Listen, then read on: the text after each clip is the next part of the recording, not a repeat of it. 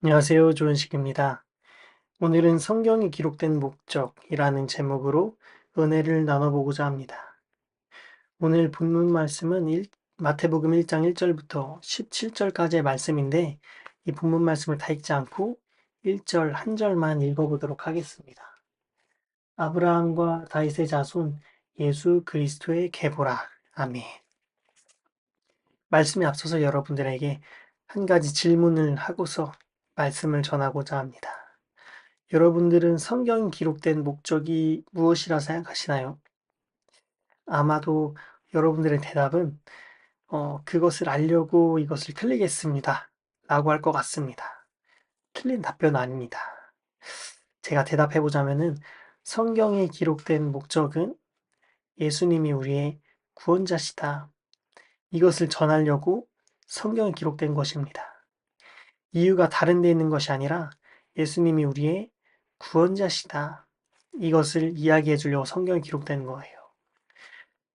저희 신앙에 대해서 많이 궁금증을 가지고 있는 무신론, 혹은 타 종교를 가지고 있는 분들께서 이런 질문을 종종 하시고 합니다. 성경에는 공룡이 기록되어 있지 않던데, 이렇게 공룡에 대한 질문을 하기도 하고. 그런데 그분들에게 말씀드릴 수 있는 것은 성경은 공룡에 대해서 설명하고자 하는 책이 아니라 성경은 예수님이 우리의 구원자시다. 이것을 이야기하고자 하는 책이에요. 그래서 만약에 공룡에 대해서 궁금하다면은 공룡에 대한 책을 읽어보는 게 좀 더 정확할 것 같습니다. 그런데 좋은 질문이에요. 탐구하고자 하는 좋은 질문. 그런데 저의 대답은 성경이 기록된 목적은 예수님이 우리의 구원자시다 라는 거예요. 그런데 이 성경이 기록된 목적과 동일하게 오늘 본문 말씀이 기록된 목적이 동일합니다. 오늘 본문 말씀은 예수님의 계보 혹은 족보에 대해서 이야기하고 있어요. 여러분들이 성경을 읽으시다가 왜 이런 족보가 나오지? 누가 누굴 낳고 왜 이런 이야기가 나오지? 이런 생각이 드실 수 있어요. 그런데 누가 누굴 낳고 예수님의 족보가 기록되어져 있는 이유는 제가 방금 말씀드렸던 거랑 동일하게 예수님이 우리의 그리스도시다. 우리의 구원자시다. 이것을 우리에게 전달하기 위한 목적을 가지고서 쓰여진 것입니다. 성경이 기록된 목적과 그리고 족보가 기록된 목적이 똑같아요. 대답이 뭐라고요? 예수님이 우리의 구원자시다.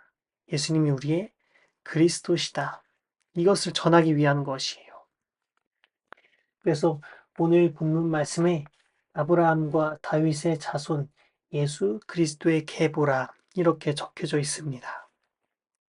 성경에 한 가지를 여러분들에게 말씀드리고자 하는데 아브라함과 다윗에게 어, 너희의 후손 중에서 메시아가 날 것이라고 하나님께서 약속하셨습니다. 그 약속이 바로 예수님입니다. 그래서 예수님이 아브라함의 후손으로 오늘 본문 말씀처럼 그리고 다윗의 후손으로 그래서 예수님이 메시아로 우리에게 찾아오셨어요. 그래서 성경에 기록된 목적이 뭐라고요? 예수님이 우리의 구원자시다. 이것을 이야기하는 거예요. 그래서 첫 번째로 여러분들에게 말씀드리고자 하는 것은 예수님이 우리의 구원자라는 사실입니다. 예수님이 우리의 구원자라는 사실입니다.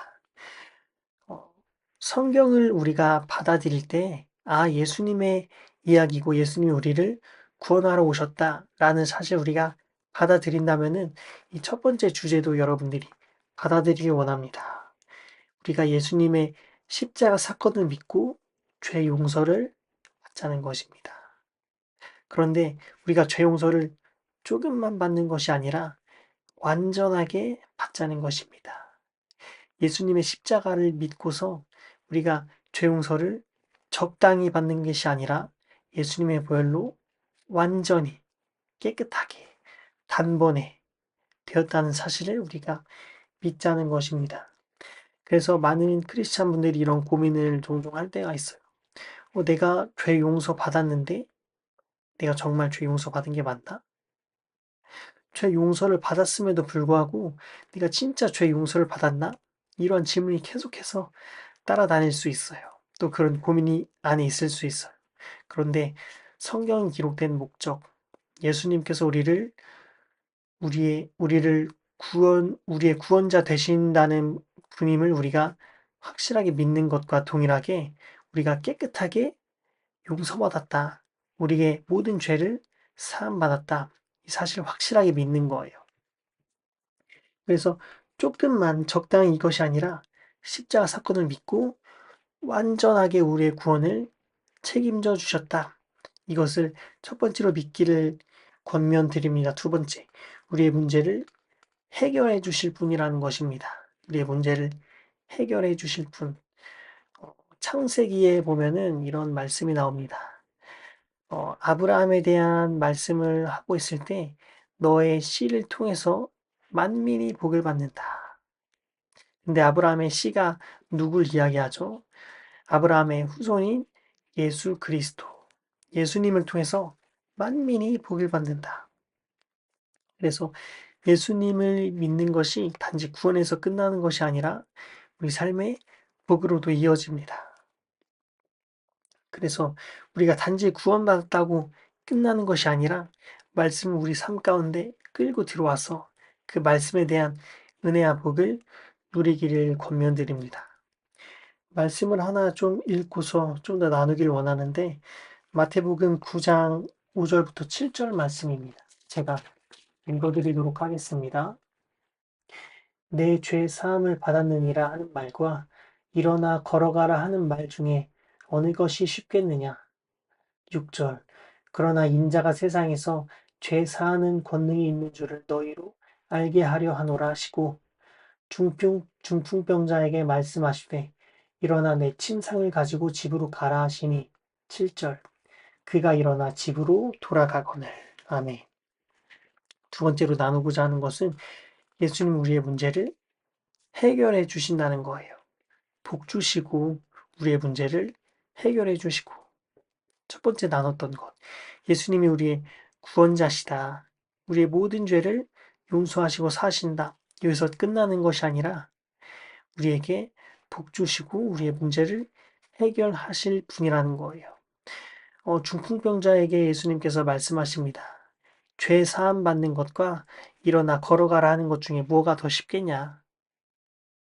어, 이 질문에 대해서 조금 오해를 하면은 죄 사함 받는 게 더 쉬운가? 왜냐하면 예수님 믿기만 하면은 죄 사함 받으니까? 아니에요. 예? 우리가 죄 사함 받는 것은 오직 예수님만 하실 수 있는 일이에요. 그 누구도 그 어떤 노력으로도 아무도 할 수 없는 거예요. 그런데 우리가 여기서 착각하면 안 돼요. 죄 사함 받는 게 더 어려운 거고 우리가 일어나 걸어가는 것이 더 쉬운 것입니다. 그래서 어려운 게 뭐겠어요? 죄 사함 받는 거겠죠. 그런데 예수님이 죄 사함하는 그 권능이 있게 하는 것을 알게 하려고 더 쉬운 일어나 걷게 하라는 것. 중풍병자는 사실 걷지도 못하잖아요. 근데 중풍병자에게 일어나 걸어가라 할 때 그 중풍병자가 어떻게 되었죠? 걸어갔습니다. 예수님이 죄 사하는 그 권능을 알게 하시려고 걸어갔어요.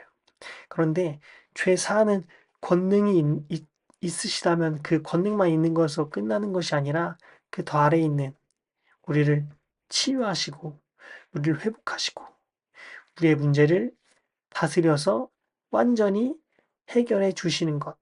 이것도 하실 수 있으신 분이라는 거예요. 그래서 예수님 우리를 구원해 주시고 우리를 복 주시고 우리의 문제를 해결해 주실 거라는 것을 우리가 믿고 고백하는 것입니다.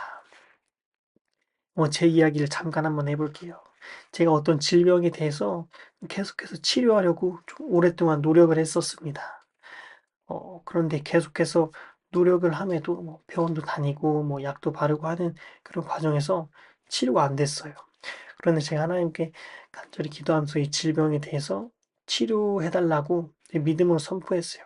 나는 예수님께서 채찍에 맞음으로 난 이 질병에서 싹 나았다. 이 믿음으로 선포하면서 그 병을 치료해 보려고 시도하기 시작했습니다. 그런데 진짜 놀랍게도 지금은 그 질병에서 완전히 깨끗하게 나음받았어요. 완전히 깨끗하게. 오랜 시간 노력했는데도 불구하고 그 질병이 정말 치료가 계속 안 됐는데 시간이 지나니까 깨끗하게 나음받았어요. 그래서 우리가 이 말씀 구절에서 또 알 수 있는 것이 뭐냐? 예수님 우리의 구원자시다 뿐만 아니라 우리를 회복시키시고 치료하시고 문제를 해결해 주신다는 분이라는 것을 우리가 믿음으로 고백하는 겁니다. 그리고 세 번째, 예수님께서 우리에게 오신 이유, 성경이 적혀져 있는 이유, 족보가 적혀져 있는 이유 다 똑같다고 말씀드렸죠.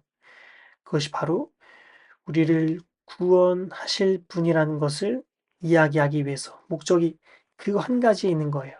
우리를 구원하실 분이라는 것을 선포하고 선언하기 위해서.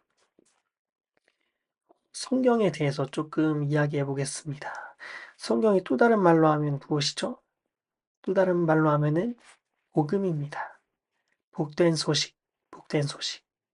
그런데 이 복된 소식을 그냥 우리 가운데서 끝내는 것이 아니라 우리도 받은 것처럼 또 널리 전하기를 권면드립니다. 나만 받고 끝나는 것이 아니라 땅 끝까지 전하기를 권면드립니다. 왜? 그것이 또 성경이 기록된 목적이기 때문에 성경이 복된 소식이고 그 복된 소식은 나 혼자 알고 끝나는 것이 아니라 또 전하고 전파하는 것이기 때문에 그래서 오늘 족보가 기록된 이유라는 것에 대해서 성경이 기록된 이유라는 것에 대해서 먼저 알아봤는데 성경이 기록된 이유는 예수님이 우리의 구원자시다. 족보가 기록된 것도 마찬가지 우리의 구원자시다. 그런데 구원자에서 끝나는 것이 아니라 우리의 모든 문제를 해결해 주시는 것. 우리가 갖고 있는 질병이든 뭐 관계든 어떠한 문제든 모든 문제를 해결해 주신다는 것. 능히 해결해 주신다는 것.